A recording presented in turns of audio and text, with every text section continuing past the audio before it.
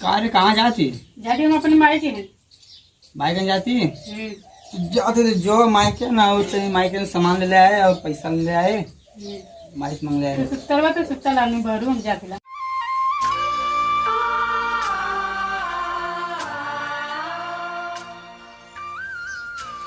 माई पा लगी खुश रहा बचवा आ गई। हाँ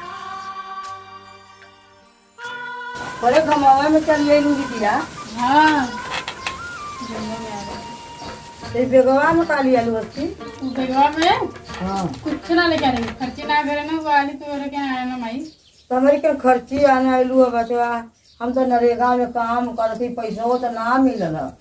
ए माई हमारे के नरेगा लगल गांव वाला करे तो पैसा मिले थे टन ए बच्ची तो वही दिन हम चली का कमा कर टना टन पैसा मिला था।